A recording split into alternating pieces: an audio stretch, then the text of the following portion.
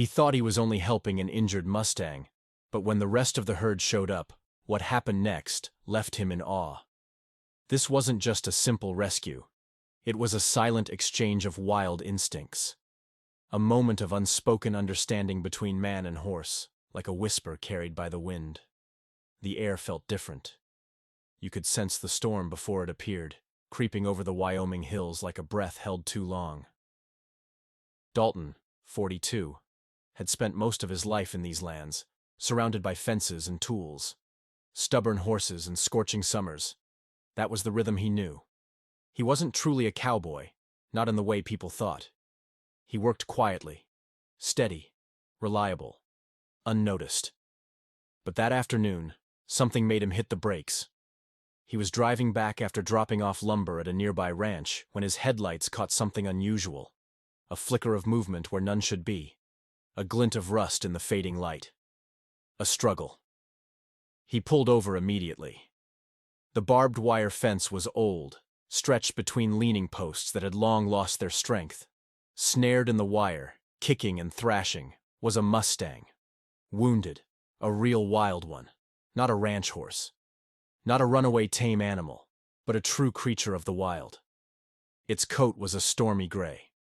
The Mustang's color was almost slate blue, streaked with white along its sides. One front leg was twisted painfully in the wire, blood seeping into the dusty ground. Its black mane was matted against its neck. Covered in sweat and dirt, it reared once, powerful, but desperate, then locked eyes with Wes. There wasn't just fear in those eyes. There was pain. There was pride. Defiance. Wes didn't move. He knew better than to rush toward a terrified wild horse. Instead, he crouched slowly, lowering his gaze, keeping his hands open and empty. "Easy, boy," he murmured softly. No sudden gestures, no ropes, no tools, just patience and trust. The Mustang's breathing was heavy, its nostrils flaring as it stood frozen. Muscles coiled like a spring, ready to bolt the moment Wes made the wrong move. The barbed wire had wrapped tightly around its leg, cutting deep, but it still refused to show weakness. Wes had seen this kind of defiance before, the kind that kept a wild animal alive. He exhaled slowly, keeping his voice low and steady.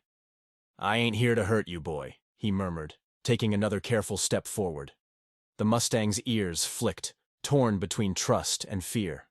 Wes could see the raw wound, fresh blood glistening in the fading sunlight. If he didn't free the horse soon, infection would set in. And in the wild, that was as good as a death sentence. He reached for his pocket knife, moving so deliberately that even the wind barely noticed. The Mustang flinched, muscles tightening, but Wes didn't stop. He knelt down beside the fence, ignoring the way the sharp metal scraped against his own skin as he worked to loosen the wire. "Just hold on," he whispered. "Almost there." A few careful cuts, and the wire loosened. The Mustang jerked its leg free, stumbling back. For a moment, Wes thought it would run, disappearing into the hills like a ghost. But it didn't. It stood there, trembling, staring at him. Then came the sound that made Wes's heart pound, a deep, rhythmic rumble in the distance. He looked up. The herd. They moved like shadows against the setting sun, hooves striking the earth in a steady drumbeat.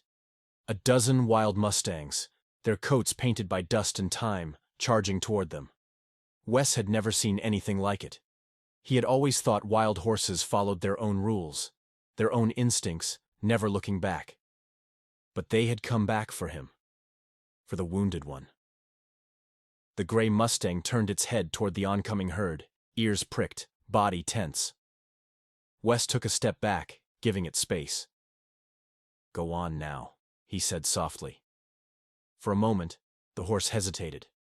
It looked at Wes, eyes full of something unspoken, something ancient, something wild.